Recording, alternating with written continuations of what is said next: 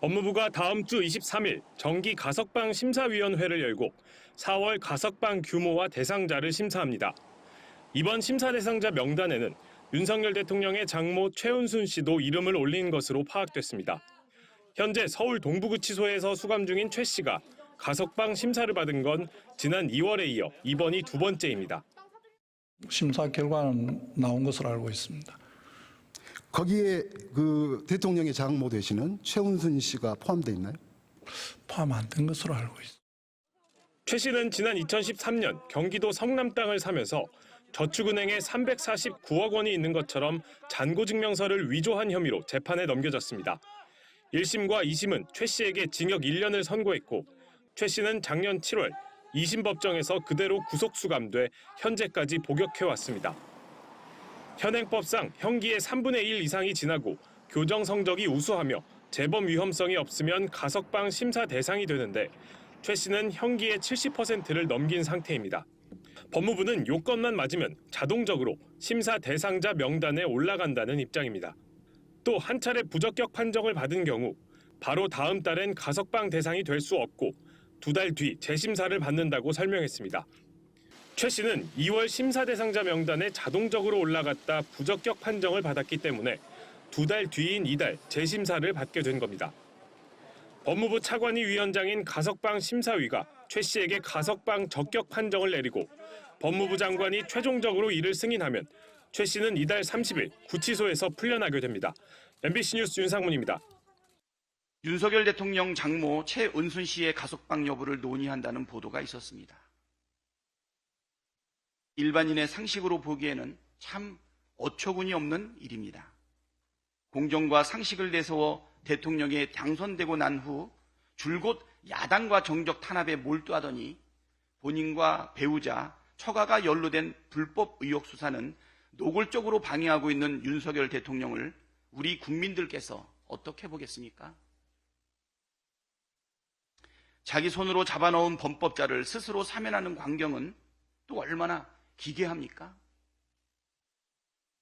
민주화 이후 이렇게 노골적으로 불공정과 몰 상식을 일삼은 정부가 있었습니까?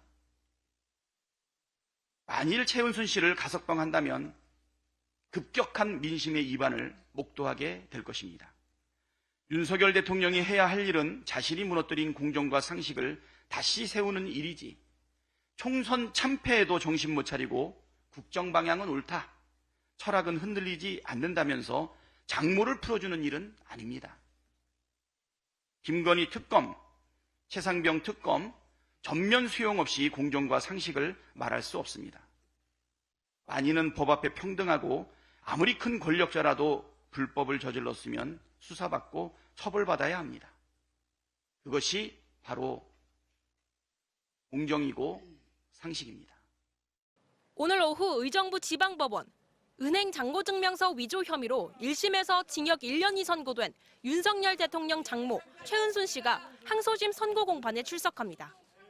위조된 잔고증명서가 실제로 법원에 소송 증거로 제출되는지 모르셨나요? 고촌동상 차명으로 산 혐의 인정하십니까? 재작년 12월 1심에서 유죄가 인정된 최 씨의 혐의는 사문서 위조와 위조 사문서 행사, 부동산 실명법 위반 등입니다. 오늘 항소심 재판부는 이 같은 혐의를 모두 유죄로 판단하고 1심 형량을 유지하며 최 씨를 법정 구속했습니다. 재판부는 최 씨가 부동산으로 막대한 이익을 실현하는 데 경도돼 법과 제도, 사람이 수단화된 건 아닌지 심히 우려된다고 지적했습니다.